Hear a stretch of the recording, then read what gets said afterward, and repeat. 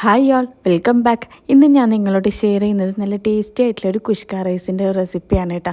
ചിക്കനും മീനും ബീഫൊന്നും ഇല്ലാത്ത പ്ലെയിനായിട്ട് തന്നെ നമുക്ക് കഴിക്കാൻ പറ്റിയ അടിപൊളി റൈസാണ്. അപ്പോൾ വീഡിയോ എങ്ങനെയെന്ന് നോക്കാം. പിന്നെ ആദ്യമായിട്ട് എൻ്റെ വീഡിയോ കാണുന്നുണ്ടെങ്കിൽ സബ്സ്ക്രൈബ് ചെയ്യാനും ലൈക്കും ഷെയറും കമൻറ്റൊന്നും മറക്കില്ല കേട്ടോ. ആദ്യം തന്നെ ഞാനൊരു പാൻ എടുത്തിട്ടുണ്ട്. പാനിലേക്ക് 2 ടേബിൾ സ്പൂണ് സൺഫ്ലവർ ഓയിലാണ് എടുത്തിട്ടുള്ളത്.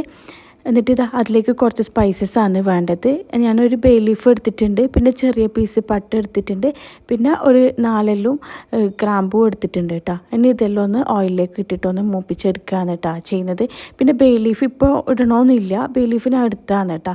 വേണമെങ്കിൽ ഇട്ടാൽ മതി, ഇഷ്ടമല്ലെങ്കിൽ അത് സ്കിപ്പ് ചെയ്യാം കേട്ടോ.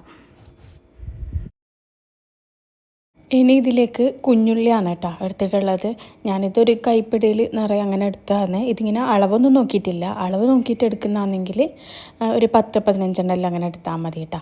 പിന്നെ ഒരു 10-15 അല്ലി വെളുത്തുള്ളി എടുത്തിട്ടുണ്ട്, പിന്നെ 4 പച്ചമുളക് എടുത്തിട്ടുണ്ട്, പിന്നെ ഒരു ചെറിയ പീസ് ഇഞ്ചിയും കൂടെ ഇട്ട് കൊടുക്കുന്നുണ്ട് കേട്ടോ. പിന്നെ എരിവിനനുസരിച്ചിട്ട് പച്ചമുളക് ചേർത്ത് കൊടുക്കുക, എത്രയാണോ വേണ്ടത് അങ്ങനെ ചേർത്ത് കൊടുക്കുക കേട്ടോ. പിന്നെ ഇതൊന്നും ഞാൻ കട്ട് ചെയ്തിട്ടൊന്നുമില്ല, കുഞ്ഞുള്ളിയൊന്നും അങ്ങനെ മുഴുവനായിട്ട് ഇട്ട് കൊടുത്തിട്ട് കുറച്ച് നേരം ഒന്ന് വഴറ്റിയെടുക്കുകയാണ് കേട്ടോ ചെയ്യുന്നത്. ഇനി ഇതിലേക്ക് നമുക്ക് വേണ്ടത് തക്കാളിയാണ്. ഞാൻ ഇതിപ്പോൾ എൻ്റെ കയ്യിൽ ചെറിയ തക്കാളി ആയിക്കൊണ്ട് ഞാൻ 3 തക്കാളി അങ്ങനെ എടുത്തിട്ടുണ്ട്.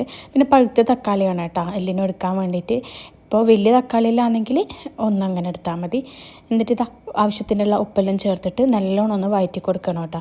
പിന്നെ നമ്മൾ ഈ ഉള്ളിയും തക്കാളിയിലും നല്ല സോഫ്റ്റ് ആകുന്നത് വരെ ഒന്ന് വഴറ്റി കൊടുക്കുക. ഇത് നല്ലോണം സോഫ്റ്റ് ആകണമെന്ന് വെച്ച് കഴിഞ്ഞാൽ നമുക്കിതൊന്ന് പേസ്റ്റാക്കി എടുക്കാനുള്ളതാണ്. അപ്പോൾ അതിന് കണക്കായിട്ടുള്ള അത്ര സോഫ്റ്റ് ആക്കിയിട്ട് എടുത്താൽ മതി. പിന്നെ ഈ കുഷ്ക റൈസ് ഉണ്ടല്ലോ, ഉണ്ടാക്കാൻ വേണ്ടിയിട്ട് ഭയങ്കര ഈസിയാണ്, അതുപോലെ തന്നെ കഴിക്കാനും നല്ല അടിപൊളിയാണ് കേട്ടോ. നമ്മളിതിപ്പോൾ പുറത്തുനിന്ന് സ്റ്റോറിൽ നിന്നെല്ലാം വാങ്ങുന്ന ടൈമിൽ ഇതിൻ്റെ കൂടെ മുട്ട മാത്രം അങ്ങനെ ഉണ്ടാവില്ലല്ലോ, വേറെ ഒന്നും ഉണ്ടാവില്ല. നമ്മൾ ഇതിൻ്റെ കൂടെ എക്സ്ട്രാ കബാബ് അങ്ങനെ ചിക്കൻ കബാബ് അങ്ങനെ ഓർഡർ ആക്കലാണ്. അപ്പോൾ നല്ല അടിപൊളി കോംബോ ആണ് കേട്ടോ. ബാംഗ്ലൂരിൽ ശരിക്കും പറഞ്ഞാൽ കർണാടകയിൽ തന്നെയാണെന്ന് തോന്നുന്നൊരു ഫേമസ് കോംബോ ആണ് കുഷ്ക കബാബ്. പിന്നെ ഞാനിതുണ്ടല്ലോ ബസ്മതി റൈസിലാണ് റെഡിയാക്കുന്നത്. പിന്നെ ഇത് നമുക്ക് ഏത് റൈസിൽ വേണമെങ്കിലും റെഡിയാക്കാം. ജീര റൈസിൽ യൂസ് ആക്കാം, സെല്ല ബസ്മതി എടുക്കുക. ഇതിപ്പോൾ ഞാൻ പുലാവ് ബസ്മതി എന്ന് പറഞ്ഞിട്ട് വാങ്ങിച്ചാണ് കേട്ടോ. അപ്പോൾ ഏത് അരിയിൽ വേണമെങ്കിലും റെഡിയാക്കാം. ഞാനിത് 3 കപ്പ് എടുത്തിട്ടുണ്ട് അരി. അത് വാഷ് ചെയ്തിട്ട് അങ്ങനെ വെള്ളയിൽ ഊറ്റാൻ വേണ്ടിയിട്ട് വെച്ചിട്ടുണ്ടായിന്. പിന്നെ വേണമെങ്കിൽ സോക്ക് ചെയ്ത് വെക്കാം കേട്ടോ. ഒരു 10-15 മിനിറ്റ് അരി ഒന്ന് വെള്ളത്തിലിട്ട് വെക്കല്ലോ ചെയ്യുക. ഞാനിതിപ്പോൾ അങ്ങനെയൊന്നും ചെയ്തിട്ടില്ല, ജസ്റ്റ് ഒന്ന് കഴുകിയിട്ട് വെള്ളയിൽ ഊറ്റാൻ വെച്ചിട്ടുണ്ടായിന്. അപ്പോൾ ഇത് നമ്മൾ ഈ ഉള്ളിയും തക്കാളിയെല്ലാം അടച്ച് വെച്ചിട്ടാണ് കേട്ടോ വേവിച്ചെടുത്തത്. തക്കാളിയെല്ലാം നല്ലോണം ഒന്ന് ഉടഞ്ഞ് വന്നിട്ടുണ്ടായിന്.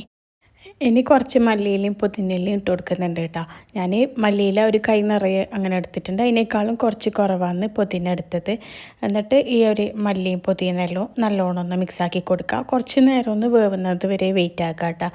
അപ്പോൾ എന്താ പറയുക, നല്ലോണം ഒന്ന് മിക്സ് ചെയ്തതിന് ശേഷം ഞാൻ കുറച്ച് നേരം കൂടി ഒന്ന് അടച്ചു വെച്ചിട്ട് ഒന്ന് കുക്കാക്കിയിട്ടുണ്ടായിന്. പിന്നെ എന്താ പറയുക, എന്നിട്ട് ഫ്ലെയിമെല്ലാം ഒന്ന് ഓഫ് ചെയ്ത് കൊടുക്കുന്നുണ്ട് കേട്ടോ. ചൂടെല്ലാം ഒന്ന് പോകുന്നത് വരെ ഒന്ന് വെയിറ്റ് ആക്കുക. അപ്പോൾ ഉള്ളിയും തക്കാളിയിലും നല്ലോണം ചൂട് പോയതിന് ശേഷം മാത്രം അരച്ചെടുക്കുക. പിന്നെ അരച്ചെടുക്കുന്ന ടൈമിലുണ്ടല്ലോ വെള്ളം ഒട്ടും ചേർക്കാറ്, വെള്ളം ഇല്ലാണ്ട് തന്നെ സ്മൂത്ത് പേസ്റ്റ് ആക്കിയിട്ട് എടുക്കുക കേട്ടോ.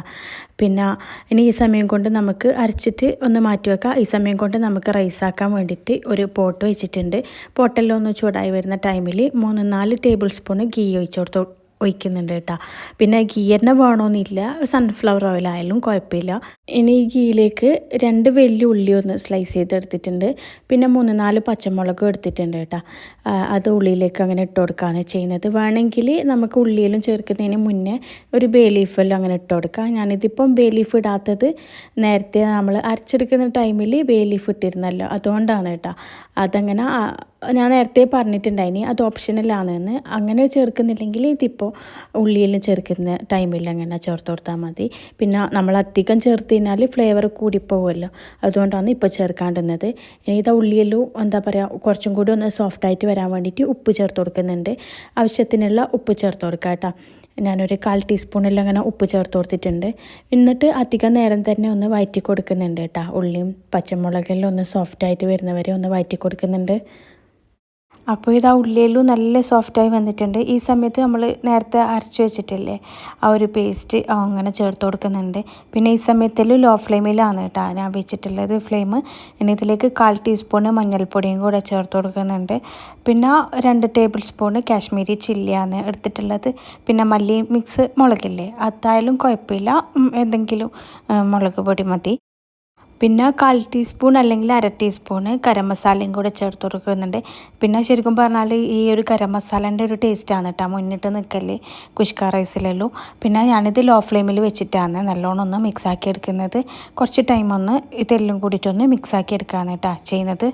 ഇനി ഇതിലേക്ക് യോഗേട്ടാണ് ഞാൻ എടുത്തിട്ടുള്ളത്. ഇതിപ്പോൾ പുളിയില്ലാത്തതായിക്കൊണ്ട് ഞാനൊരു അരക്കപ്പോളം അങ്ങനെ ചേർത്ത് കൊടുക്കുന്നുണ്ട്.